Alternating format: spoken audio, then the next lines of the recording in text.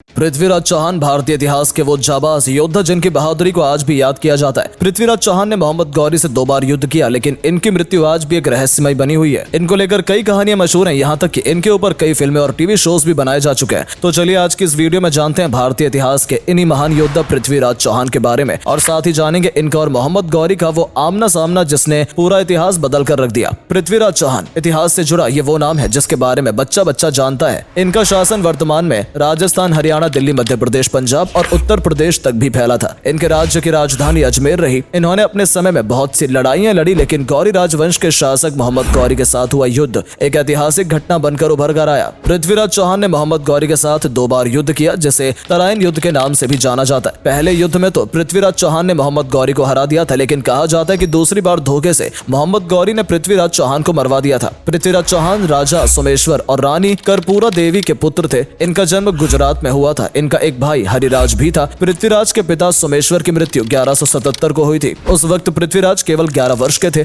इसलिए उन्होंने अपनी मां के साथ मिलकर राजगद्दी को संभाला और 1180 तक वो इस काम में निपुण हो गए और फिर पूरी तरह से राजपाट संभालने लगे। बताया जाता है कि पृथ्वीराज को कई भाषाओं का ज्ञान था और वो धनुर्विद्या में भी काफी माहिर थे। माना जाता है कि पृथ्वीराज आंख बंद करके केवल आवाज सुनकर ही निशाना लगा सकते थे, यानी तीरंदाजी कर सकते थे। 1191 में मोहम्मद गौरी और पृथ्वीराज चौहान के बीच पहला युद्ध हुआ। मोहम्मद गौरी पूरे हिंदुस्तान पर फतह करना चाहता था। 1178 में उसने मुल्तान पर कब्जा किया, जिसके बाद उसकी नजर भारत की 3 ताकतवर रियासतों पर पड़ी, जो कि थी गुजरात और उत्तरी राजस्थान में सोलंकी चालुक्य का राज, जबकि तब उत्तर में चौहानों का राज था, जो अजमेर से लेकर हरियाणा, दिल्ली और उससे आगे तक फैला हुआ था। गौरी ने पहले चालुक्य से युद्ध करने की कोशिश की। इसमें हार मिलने के बाद वो पीछे हट गया। इसके बाद उसने 1186 में लाहौर को जीता, जो उस वक्त तक गजनवी वंश के कब्जे में था। लाहौर से आगे वो चौहानों की सीमा में घुसना चाहता था। हालांकि युद्ध से पहले उसने अपना एक दूत सम्राट पृथ्वीराज के पास भेजा। सम्राट पृथ्वीराज ने गौरी की किसी भी शर्त को मानने से इनकार कर दिया। पृथ्वीराज चौहान चाहते थे वो अपने राज्य को पंजाब तक विस्तार करें, पर पंजाब उस वक्त मोहम्मद गौरी की नजर में था,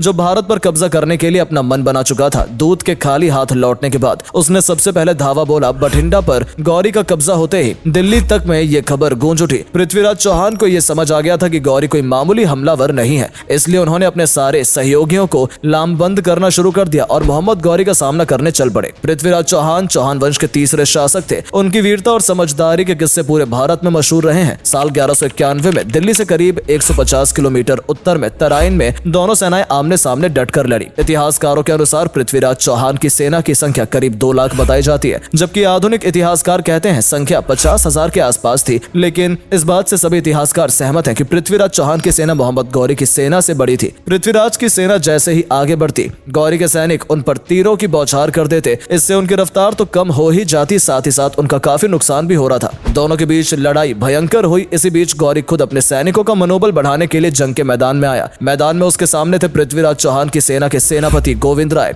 मोहम्मद गौरी ने सोचा कि सेनापति पर हमला करने से पृथ्वीराज चौहान की बाकी सेना का मनोबल गिर जाएगा। उसने पूरी ताकत से गोविंद राय की तरफ अपना भाला फेंका, मगर निशाना चूक गया। इसके बाद इसके जवाब में गोविंद राय ने भी अपना भाला मोहम्मद गौरी की तरफ दे मारा, जो मोहम्मद गौरी के हाथ के ऊपरी हिस्से में लगा और वो गंभीर रूप से घायल हो गया। कहा जाता है कि वो तब बेहोश होने वाला था, तब उसके सेनापति ने उसे देख उसकी जान बचाने के लिए जंग के मैदान से बाहर ले गया। इसके बाद मोहम्मद गौरी की सेना का मनोबल टूट गया और आखिर में पृथ्वीराज की सेना ने मोहम्मद गौरी पर विजय हासिल कर ली। पृथ्वीराज ने पहले युद्ध में मोहम्मद गौरी को बहुत बुरी तरीके से हराया था। हालांकि इस युद्ध के बाद पृथ्वीराज ने मोहम्मद गौरी को माफ कर दिया, लेकिन मोहम्मद गौरी पृथ्वीराज से इसका बदला लेना चाहता था। इतिहासकार कहते हैं पृथ्वीराज चौहान की सेना ने काफी देर तक मोहम्मद गौरी की सेना का पीछा किया, पर वो काफी दूर निकल चुकी थी। तराइन के पहले युद्ध के बाद पृथ्वीराज चौहान को समझ आ चुका था कि गौरी की सेना कमजोर नहीं है और शायद वो फिर से हमला करे। इस वजह से उन्होंने इस लड़ाई के बाद बठिंडा का किला मजबूत करवाने का कार्य किया। वहीं मोहम्मद गौरी और पृथ्वीराज के बीच हुई कई लड़ाइयों का उल्लेख हमें देखने को मिलता है, जबकि कहीं कहीं सिर्फ 2 लड़ाइयों का ही जिक्र है। कहा जाता है कि पृथ्वीराज के मारे जाने से पहले कई बार पृथ्वीराज ने मोहम्मद गौरी को हराया था, जैसे कि हमीर महाकाव्य ये दावा करता है कि दोनों के बीच 9 लड़ाई हुई। पृथ्वीराज प्रबंध में 8 लड़ाई का जिक्र है, जबकि कुछ किताबों में 21 और 22 तक की लड़ाइयों का भी जिक्र मिलता है, जिससे इस बात की संभावना हो जाती है कि दोनों के बीच जरूर 2 बार से ज्यादा लड़ाई हुई होगी। फिलहाल इन सब के बाद दोनों को दोबारा बड़ा युद्ध 1192 में हुआ,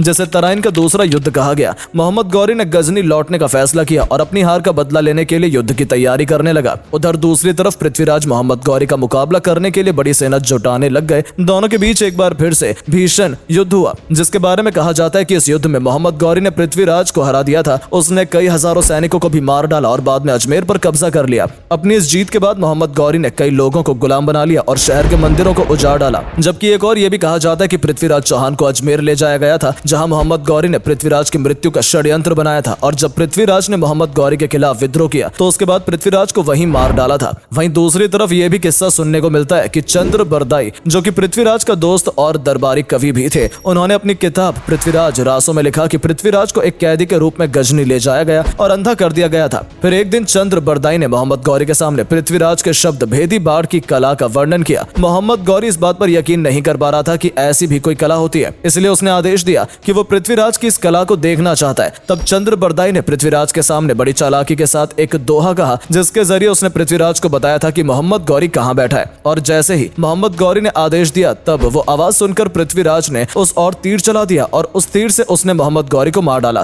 क्योंकि पृथ्वीराज इसमें माहिर थे, इसलिए निशाना सटीक लगा और मोहम्मद गौरी की मौत हो गई। इसके बाद जब दुश्मन की सेना पृथ्वीराज को मारने दौड़ी तो चंद्र बरदाई और पृथ्वीराज दोनों ने एक दूसरे को मार डाला, क्योंकि वो नहीं चाहते थे कि उनकी मृत्यु उनके दुश्मनों के हाथों हो। हालांकि कुछ लोग इसे मात्र काल्पनिक कहानी बताते हैं, क्योंकि इतिहासकारों के अनुसार पृथ्वीराज की मृत्यु के बाद मोहम्मद गौरी ने 1 दशक से ज्यादा समय तक अपना शासन जारी रखा था। अगर मोहम्मद गौरी उसी वक्त मारा जाता तो भारत में इस्लामी शासन इतनी तेजी से नहीं बढ़ता। इसीलिए अधिकतर इतिहासकार इसी बात को मानते हैं कि पृथ्वीराज की मृत्यु दूसरे युद्ध के दौरान जंग के मैदान में ही हो गई थी और तब जाकर मोहम्मद गौरी ने वहां राज किया। तो दोस्तों, ये थी इतिहास के महान राजा और महान योद्धा की कहानी, जो मोहम्मद गौरी जैसे कट्टर सुल्तान से जंग के मैदान में 2 बार लड़ा। इनकी बहादुरी को हर कोई जानता है, इसीलिए कोई इस बात पर यकीन नहीं कर पाता कि वो मोहम्मद गौरी से हारे होंगे। साथ ही पृथ्वीराज की मृत्यु कैसे हुई, इस बात का कोई पक्का सबूत अब तक नहीं मिला है। आपका पृथ्वीराज चौहान के बारे में क्या मानना है, कमेंट करके जरूर बताएं और जाते जाते वीडियो को लाइक और शेयर करना ना भूलें। मिलते हैं आपसे हमारे अगले वीडियो में, तब तक के लिए धन्यवाद।